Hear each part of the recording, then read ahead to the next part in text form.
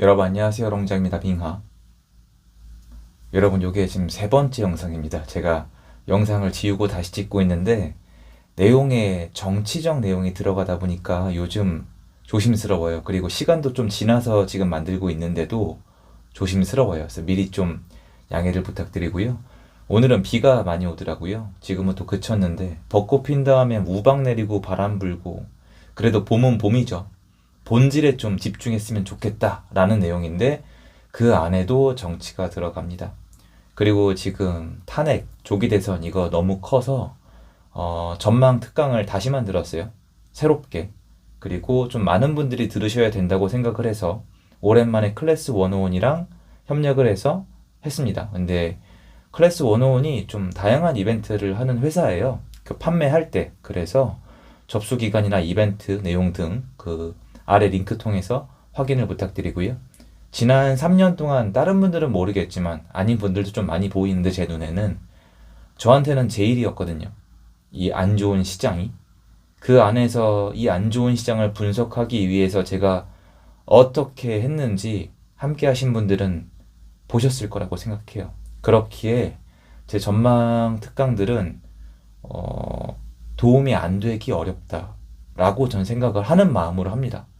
미래는 신의 영역이겠지만 그래도 나름 지난 3년 동안에 괜찮게 본 부분들도 많았고 다른 분들과 차별성도 있었고 그래서 도저히 안 되겠다 싶어서 탄핵 조기 대선 나온 다음에 새롭게 만들었습니다. 그래서 필요하신 분들은 링크 확인 부탁드리고요. 오늘 내용은 말 그대로 대선 이후의 시장입니다.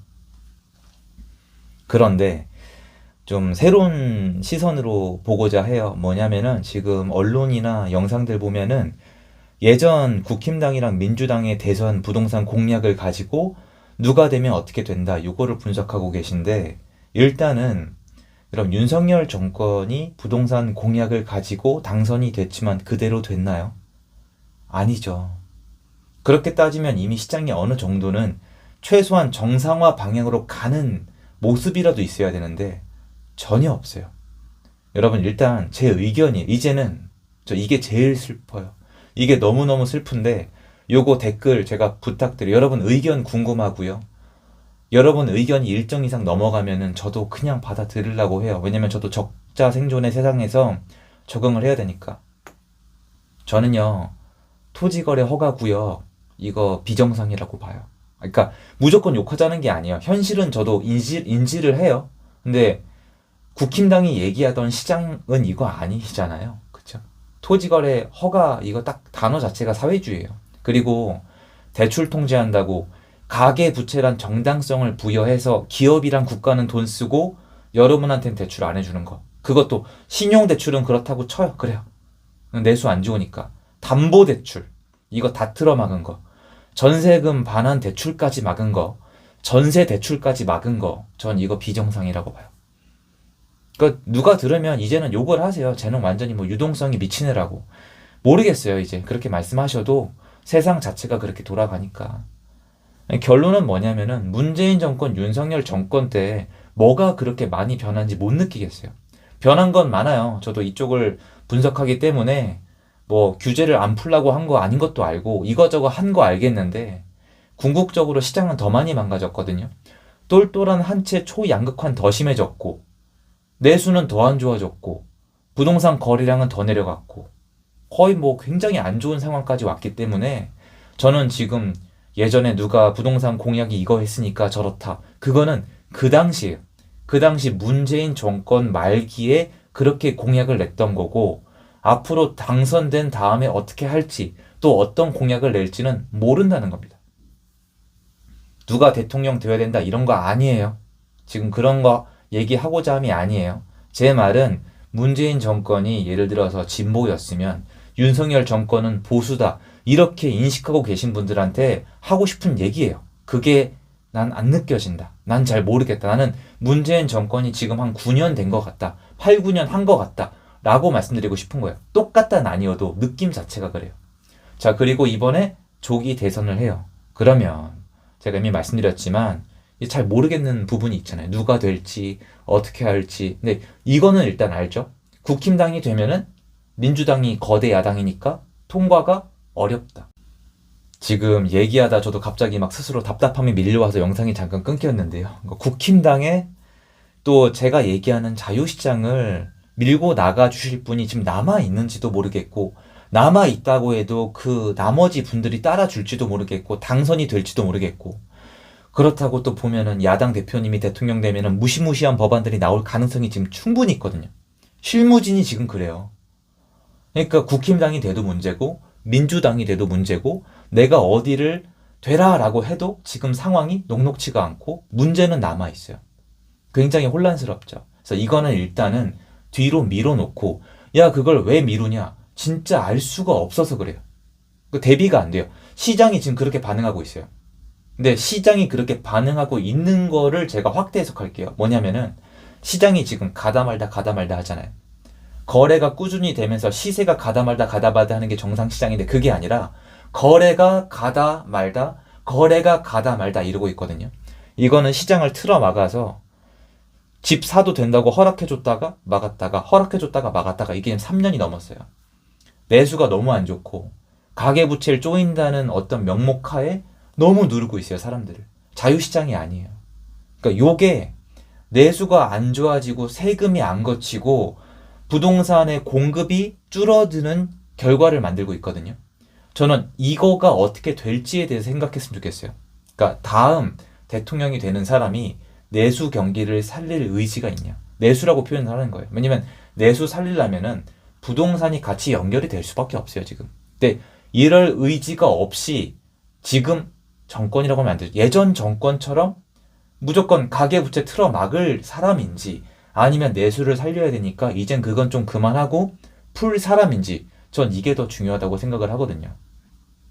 그러니까 누굴 찍어라 이런 게 아니라, 저는 지금 국민들이 그런 얘기를 하고 있다고 생각을 해요. 밖에 나가보면은 지방이 좀 대표적인데, 지방에 신규 공급이 부족하거나 미분양이 거의 없어도 시장이 제대로 안 가요. 이 모습 자체가. 왜 그러냐면 세입자분은 복비랑 이사비 자체가 부담스럽고, 임대인분은 새로운 세입자 구하는 게 부담스럽고, 전세 대출도 잘 안 나오고, 월세는 비싸고, 전세 대출 받으면 이자도 비싸고, 그러니까 모두가 부담스럽고 내수가 안 좋고 쪼그라드니까 밖에 나가서 돈도 안 써요. 그러니까 자영업자도 안 좋아요. 그러니까 지방 전체가 분위기가 되게 안 좋아요. 민심 자체가 돌아섰다고 감히 표현할 수가 있는데, 이거를 봤을 때 앞으로 공급이 될 리가 없어요. 미분양이 있는 거랑 앞으로 공급이 안 되는 거랑 다른 거예요. 그럼 앞으로 공급이 안 되게 되면은 부동산 시장은 계속 침체 일로예요. 좋아질 수가 없단 말이에요. 그 와중에 돈 있는 사람들은 자기들끼리 공급이 줄어든 상태에서 사고 팔겠죠. 돈 있는 분들만. 거기가 똘똘한 한치잖아요. 그럼 초양극화로 가겠죠. 거긴 더 비싸질 테니까. 이건 건전한 시장이 아니기 때문에, 제가 아까 말씀드렸지만 어떤 규제를 할지, 어떤 완화를 할지, 어떤 정책을 펼칠지는 나중 얘기고, 이 문제들을 먼저 해결할 수 있는 사람인지를 저는 좀 잘 봐야 된다고 생각을 해요. 이런 사람이 만약에 당선이 되면은, 이런 표현하기 되게 조심스러운데 이거예요. 다른 정책 규제 말고 유동성. 그러니까 시장 자체가 죽는 건 맞겠다. PF 대출 이거 좀 신경 쓰겠다. 지방시장 신경 쓰겠다. 가계부채 무조건 쪼이는 게 아니라 좀 신경 쓰겠다. 이런 사람이 만약에 당선된다면 저는 호재인 부분도 있다고 생각을 해요. 지금 상황이 되게 예민하잖아요. 서로 각자 해석이 다른데, 호재란 표현은 너무 죄송하긴 한데 지금 시장이 너무 안 좋았잖아요. 지금 시장이 좀 괜찮고 내수가 잘 돌아갔으면 이렇게까지 안 됐을 수도 있잖아요, 사실. 그러면 제가 이 사람이 되면 호재요가 아니라, 만약에 당선되는 분이 지금 시장이 가지고 있는 본질적인 문제, 아까 말씀드렸잖아요. 벚꽃 피고 막 우박 떨어지고 이거 말고 본질적인 문제. 본질적인 문제에 신경을 써서 부동산 시장이 그래도 돌아가게 만들 사람이라고 하면은 전 지금보다는 훨씬 좋다고 생각해요. 그러니까 누가 대통령 됐으면 좋겠다가 아니라 지금보단 상황이 나아질 거고 여러분도 그렇게 받아들여도 된다고 생각을 합니다. 근데 그게 아니라 이런 본질적인 문제, 예를 들어서 나는 부동산 가계부채 그대로 계속 누를 거야. 난 집 못 사게 할 거야. 이 스탠스를 그대로 가지고 가는 분이 되면은 그건 또 다른 전략을 짜봐야 돼요. 왜냐면 지금 이 방향 그대로 가겠다는 거잖아요. 그럼 내수는 계속 안 좋아. 지금 내수가 좋아질 수가 없어요. 돈이 없는데 어떻게 해요? 보세요. 수익은 그대로죠. 근데 대출은 안 나와요. 근데 리스크는 많아요. 근데 물가는 올라가요. 근데 세금도 올라가요. 이게 내수가 어떻게 좋아요? 이건 상식적으로 말이 안 돼요. 아무것도 방법이 없죠. 그러니까 사람들이 돈이 없으니까 소비가 안 되니까 기업들도 확장이 안 되죠. 그 와중에 뭐 지금 국제 경기가 그렇게 만만한 상황이 아니잖아요. 미국이 난린데. 그래서 그것까지 감안해 봤을 때 지금 국가가 안고 있는 내수 경기가 안고 있는 부동산 경기가 안고 있는 본질적인 문제를 해소할 수 있는 사람이 대통령이 되면은 그것만으로도 상당한 호재예요. 저는 그렇게 생각을 해요. 누구라고 얘기하고 있는 게 아니에요. 지켜봐야 되겠지만. 근데 요건 알아야 되는데 요런 본질을 놓친 상태에서 누가 어떤 공약을 내서 어떻게 대통령이 되면은 어떻게 된다. 이거는 전 두 번째 문제라고 생각해요. 지금 시장 이 모습 그대로 가는데 뭐 토호제를 늘린다? 조정 대상 지역을 한다?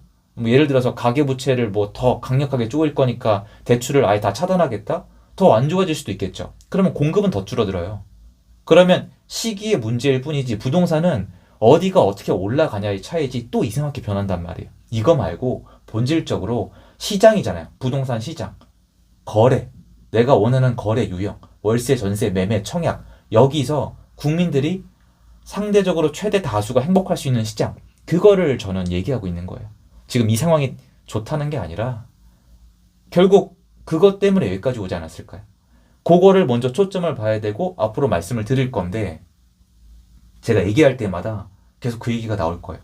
그럼 넌 누구 지지하냐? 그 사람이 돼야 된다는 거냐? 역시 너 뭔 토건 세력이다. 너 아니면 너 이제 생각이 되게 뭐 많이 변했구나. 이럴 수도 있는데 제가 생각이 그렇게 쉽게 변할 것 같지는 않은데 저는 아까 말씀드렸지만 문재인 윤석열 정권 이어오면서 큰 변화를 못 느꼈기 때문에 좀 변화를 원해요. 근데 예전만큼 이제 변화를 기대하기는 좀 어렵겠지만 시장의 본질적인 문제가 해결되는 방향으로만으로 갔으면 좋겠어요. 그 정도로 기대가 낮아져 있는데 과연 어떻게 될지 같이 지켜보면서 또 좋은 어떤 자료나 정보가 있으면 공유할 수 있도록 하겠습니다. 여러분 힘내시고요. 진짜 적자 생존, 각자 도생. 지금 혼란의 시기고 사람들이 정말 관망 모드입니다. 신중해야 되겠죠. 그래서 앞으로 저도 신중하게 지켜보면서 여러분께 알려드릴 수 있도록 또는 공유할 수 있도록 또는 또 배우면서 좀 성장할 수 있도록 노력하겠습니다. 좋은 하루 되시고요. 보시면 아시겠지만 좀 조심스러워요. 정말 조심스러운 주제예요. 조심조심 하면서 다루겠습니다. 정치 관련된 얘기 할 때는 하고 근데 이 부분은 지금 대선은 정말 예민하세요. 지금 다들 막 끙끙 앓고 계신 분도 계시고 하시더라고요. 고민되셔가지고 이거였습니다 여러분.